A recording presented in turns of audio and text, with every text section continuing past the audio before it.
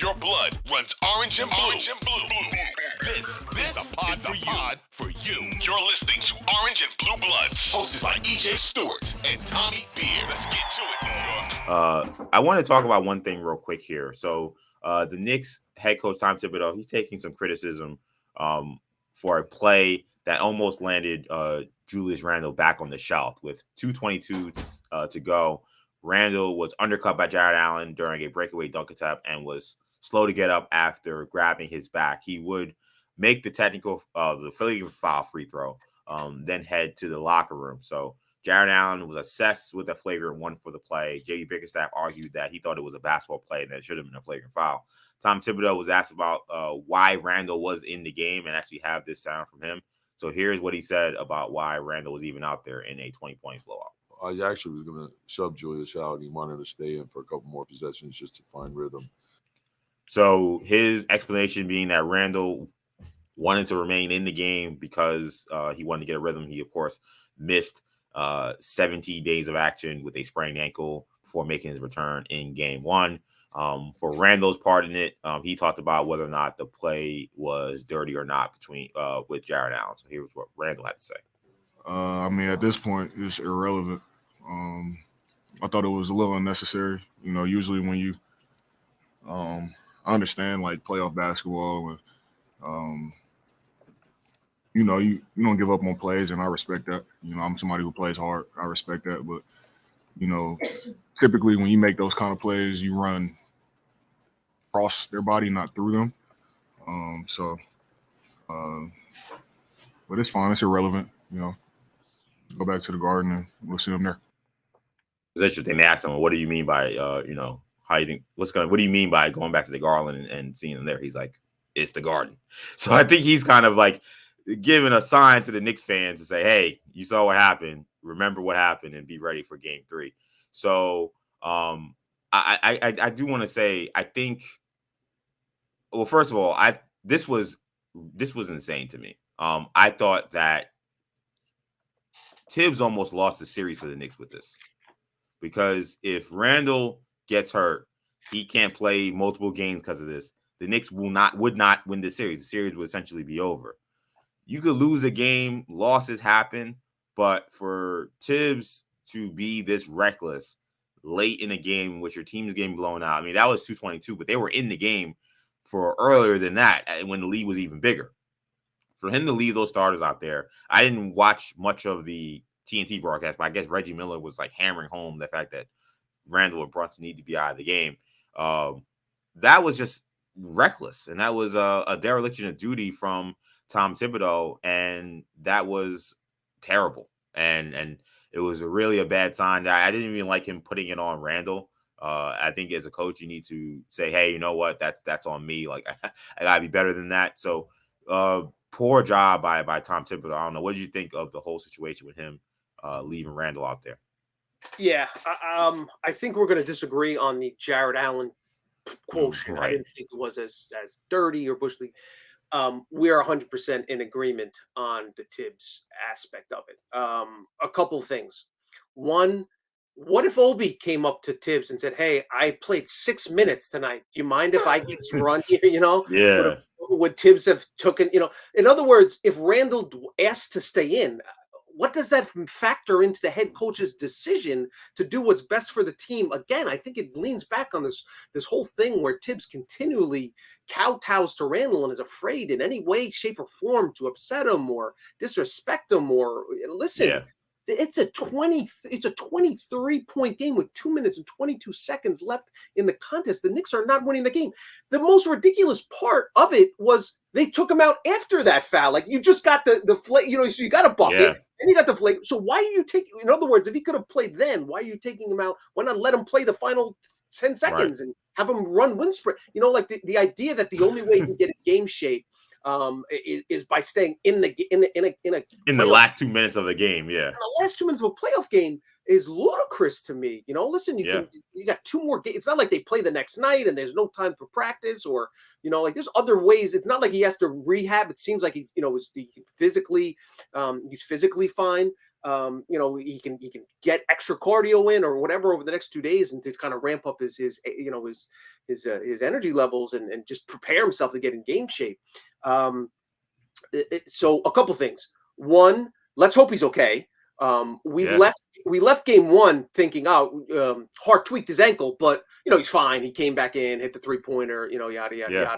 Then on the next day, he's listed as doubtful. Of course, he ended up suiting up and was cleared to play. But obviously, there was a point 24 hours prior to the start of game two where they didn't think that he would be available to play. Yeah, and he was not much of a factor in that game yesterday. So he was not. He was not a team low -29, a very uncharacteristic Josh Hart contest. So Randle looked fine. He got up and walked away. Let's hope that he's able to practice fully and that we don't get a situation where we get a tweet from Knicks PR. We're recording this Wednesday afternoon on Thursday morning where, Randle listed as questionable, wasn't able to participate in practice, whatever the case is. Let's hope he's okay. The other thing is at the end of playoff games, if I've seen a playoff game, I've seen, 1,000.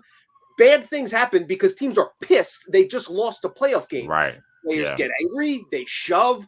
They push each other. How much time was left when PJ Brown flipped Charlie Ward? Right. Yeah. How much time 10 was seconds, left? whatever it was. We've seen it time and time. JoJo English and Derek Harper. We can, that's just Knicks games, and there's a million other scenarios where these things have happened. So my thinking was, when Randle went up for the dunk, please don't get hurt. Then he goes tumbling to the ground. Please don't be hurt. And then as he's getting up, I'm thinking, he's going to try to throw a punch at Jared Allen or shove a referee to get at, Bernie Bickerstaff or something like that. So I thought Tibbs really got lucky here because to your point, if Randle would have missed that time, it depresses me to no end that I'm forced to agree with Reggie Miller. So that's the low point. It's a low point of my day. But yeah, zero rationale. And also, if you want Randle to play, if he tells you and you want to say, okay, whatever you want, Randle, you can play the last few minutes. Why is Brunson in the game? Right, exactly. Did Brunson say he wants to play too? So I find it really hard to find any. I think it's almost like Tibbs just wanting to. He knows what people are going to knock him for the minutes, please, and him thumbing their nose at people and just be like, listen, I'm going to leave my guys in. So luckily the Knicks got away with it. But yeah, I can't justify that decision.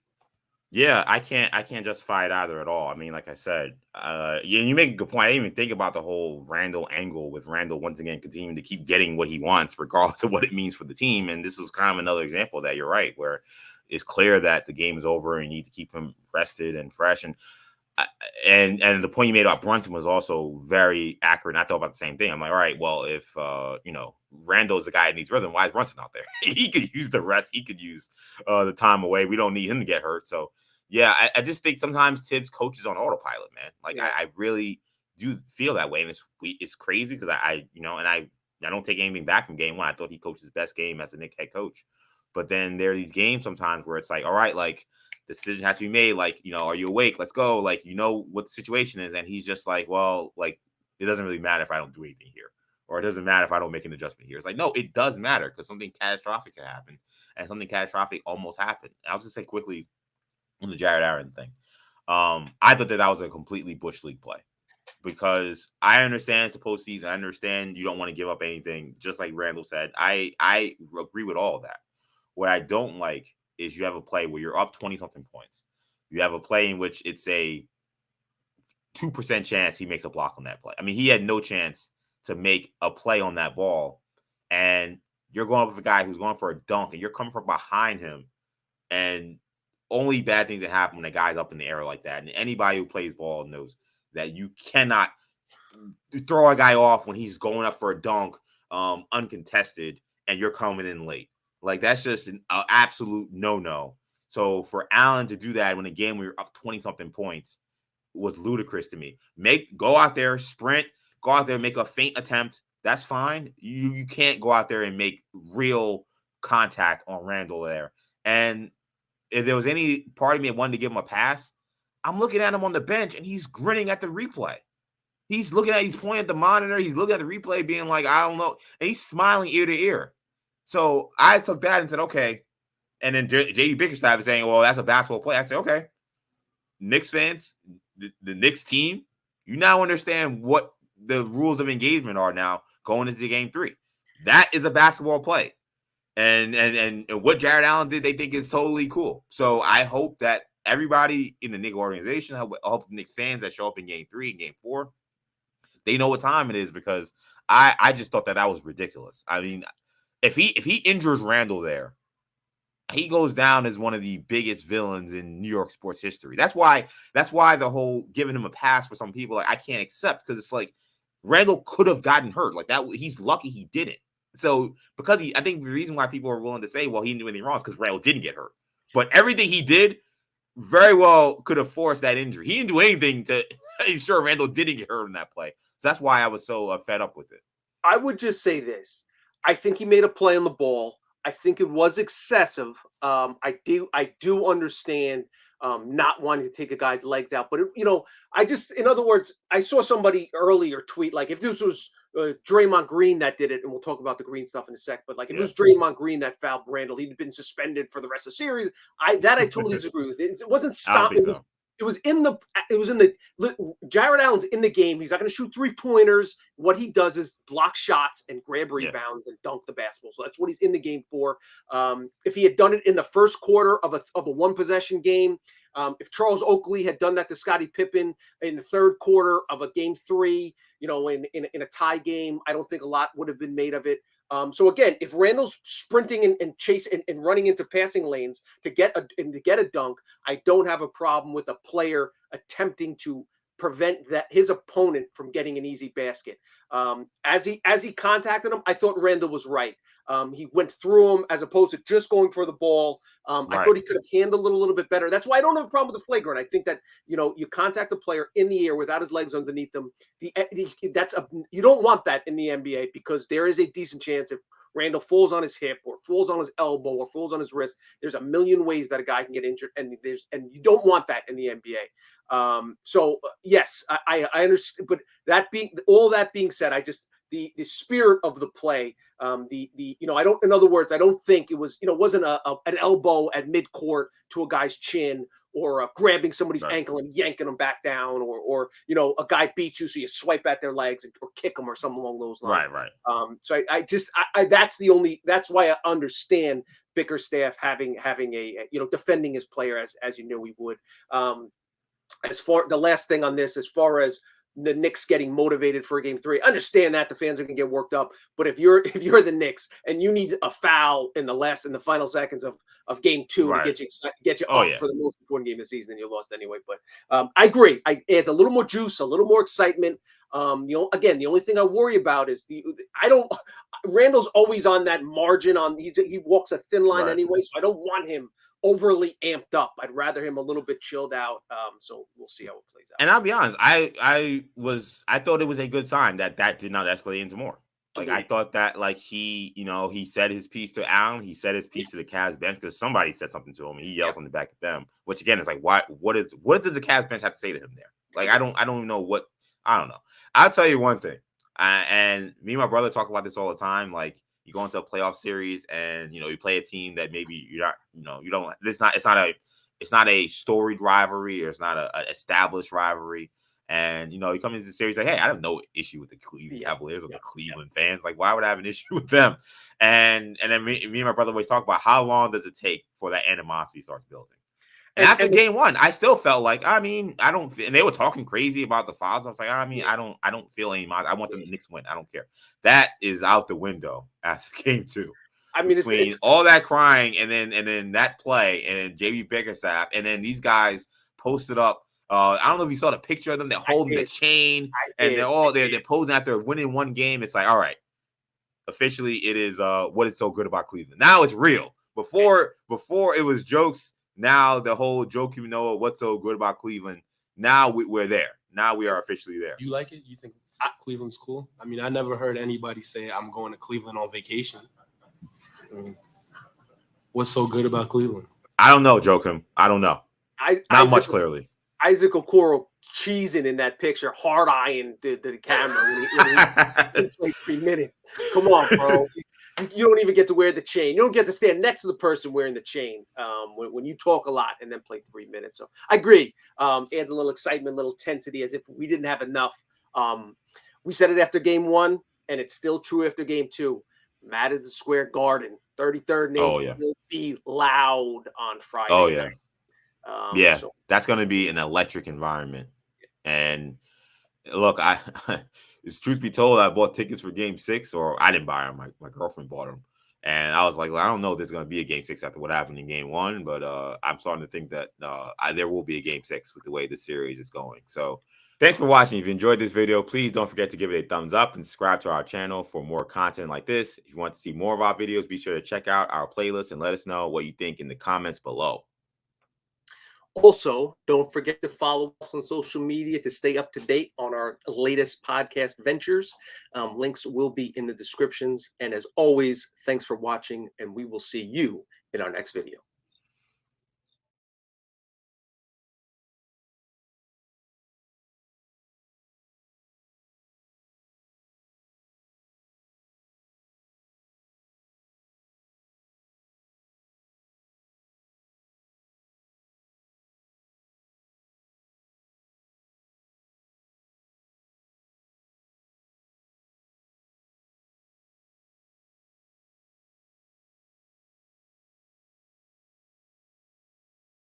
Let's take it out west, because there's some other big playoff news that we did mention a little bit earlier. So a major development in the Western Conference playoffs as Draymond Green has been suspended for game 3 of the Warriors series against the Sacramento Kings. Green stomped on the chest of Kings center Domantas Sabonis after Domas briefly grabbed his leg while being tangled up under the basket. NBA executive VP Joe Dumars said Green's, quote, over-the-top actions and status as a, quote, repeat offender led to the suspension. The Kings, meanwhile, said that Sabonis, who suffered a sternum injury due to the stomp, is listed as questionable. So, Tommy, this has been a lot of conversation regarding this incident and a lot of conversation about whether or not it was right decision to suspend Green. Where do you land on this? Do you think that the NBA was right to suspend Draymond Green for game 3? Man, I've been going back and forth on this a little bit. I'd like to come out and have a hot take, but I am a little bit on the fence on this. The reason against suspending him, he was ejected in the 4th quarter of the game. It was still a very close game. A very close 1-possession game, 7 minutes left. That's a big blow. So you're set. It's not the same as suspending him for 2 games. But typically, if you're going to err on the side, if it happened in the last seconds or it happened in the, halfway through the 4th quarter of a 20-point blowout, then it doesn't really have an impact on the series because, but this did have a material impact on the series. I understand that, it kind of happened in the heat of the moment. All that being said, I support I think I would have, if I was in Joe Dumars' place and Adam Silver league office, I think I would have suspended him for a couple of reasons. And Dumars talked about this. He spoke with Woj and Shams and a bunch of guys. He's got quotes on record, essentially saying that the totality and the history of Draymond Green's histrionics played a factor here. And the yanking, you talk about Jared Allen fouling somebody while going off for a dunk. He grabbed Brandon Clark's jersey and going off for a dunk. Here did Draymond Green. That's a dirty non-basketball play. Absolutely. We know about the kick to Steven Adams in the spot you don't want to get kicked out a few years ago. We know about the punch to LeBron James. All these things cumulatively, and those are just a few of the highlights of the Draymond Green's greatest hits.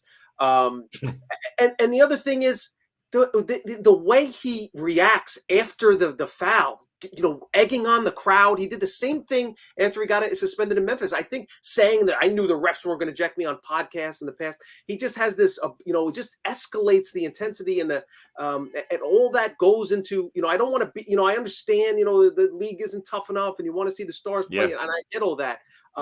But I just can't justify letting a guy do what he does and continue to continue to be allowed, essentially given free reign to continue to do the thing.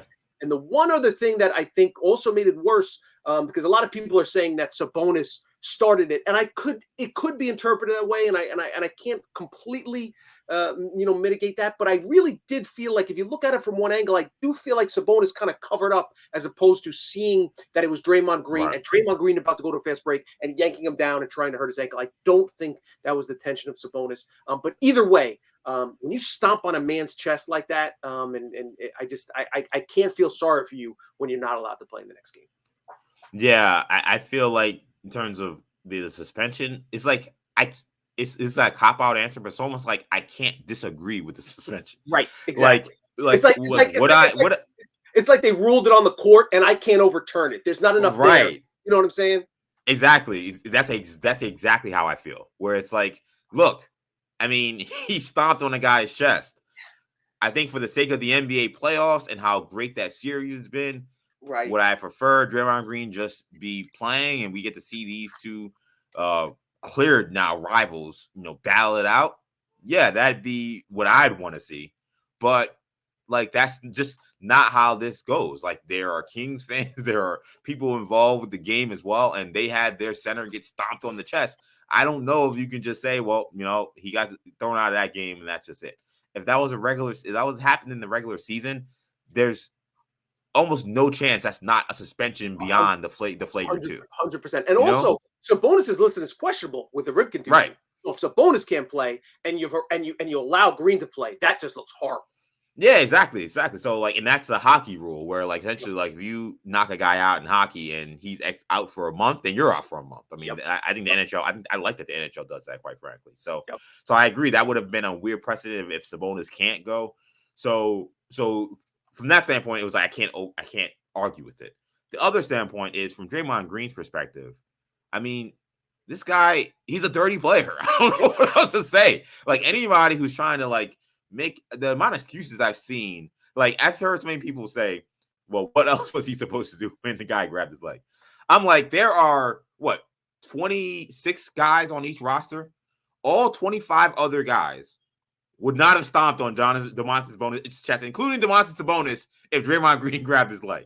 100%. There's only one player on that court that was going to make that move, and that was Draymond Green, which is why for him, and if you're a Warrior fan who's upset, I just feel like you're upset the wrong entity. You should be upset at Draymond Green, who continues to display a level of selfishness when it comes to being out of control in these environments and letting the environments get the best of him, and in turn hurting your chances of winning a championship. Like, he very well may have cost the Warriors a chance to repeat, because I didn't think the series was over, and it may still not be over. But those were two tough competitive games. I picked the Kings in 7, all disclosure, but the Kings had to squeak by both of those games. Those were tough games. I thought the Warriors were going to come in 3 and 4 and probably blow their doors off. So this is a tough series. So for him to make that decision, knowing that now it's in the hands of the league of what's going to happen for you the rest of the series, I mean, to me, it's a completely I don't know, it's like a non-serious kind of action. It's like, what are you doing?